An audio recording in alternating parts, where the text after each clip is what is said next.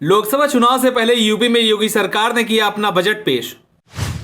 लोकसभा चुनाव को ध्यान में रखते हुए अब तक के इतिहास में सबसे बड़ा बजट हुआ पेश।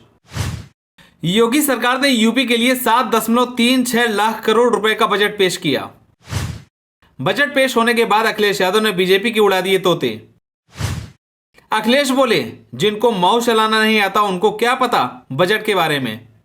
चलिए आपको बताते हैं बजट को लेकर आगे क्या कुछ कहा अखिलेश यादव ने। इस साल यूपी में 7.36 लाख करोड़ रुपए का बजट पेश किया गया, जिसमें 24,000 करोड़ रुपए की नई योजनाएं लाई गई। योगी सरकार में अब तक के इतिहास में सबसे भारी भरकम बजट पेश करके 2024 के लोकसभा चुनाव की सियासी जंग को फतेह करने की रूपरेखा तय की गई। इस बजट में नौजवानों से लेकर किसानों और महिलाओं के साथ साथ अपने मूल एजेंडे हिंदुत्व और अपने शहरी कोर वोट बैंक को सादे रखने की कवायद की है। लेकिन बजट पेश होने के बाद बयानबाजी शुरू हो गई है।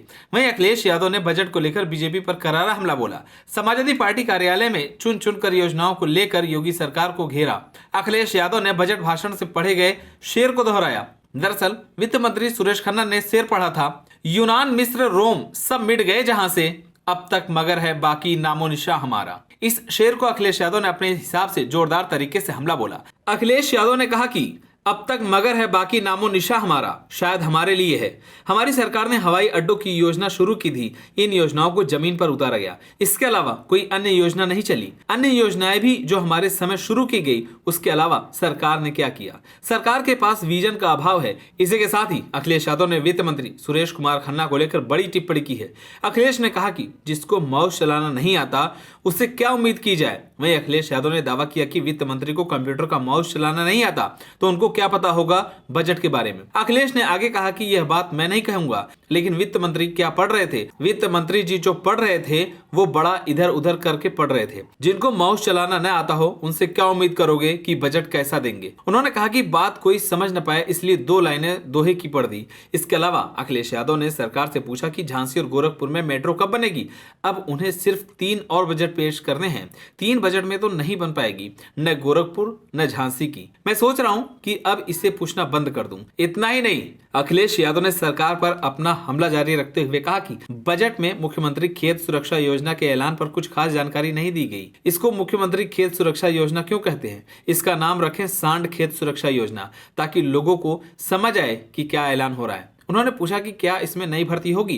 कौन बचाएगा खेतों को? उन्होंने कहा कि गोरखपुर और बनारस के लिए तो योजनाएं ले ली, लेकिन पूरे यूपी को क्या मिला? आखिर यूपी को और सैनिक स्कूलों को क्यों नहीं मिले? अखिलेश यादव ने कहा कि केंद्र सरकार 5 और यूपी सरकार 1 ट्रिलियन का सपना दिखा रही है, लेकिन न तो नाले बने हुए हैं और न सड़कें। छुट्टा पशुओं की वजह से लोगों की जान जा रही है। इधर डबल इंजन की सरकार में किसान दुखी है और नौजवान के हाथ में नौकरी नहीं है। ऐसे समय में जबकि सरकार सबसे बड़े बजट का दावा कर रही है, तब नौकरी नहीं बल्कि रोजगार की बात की जा रही है। इजरायल जा रहे मजदूरों के मुद्दे पर अखिलेश यादव ने कहा कि लोग मजबूरी में विदेश जा रहे हैं। ये सरकार मजबूरी का लाभ उठा रही है।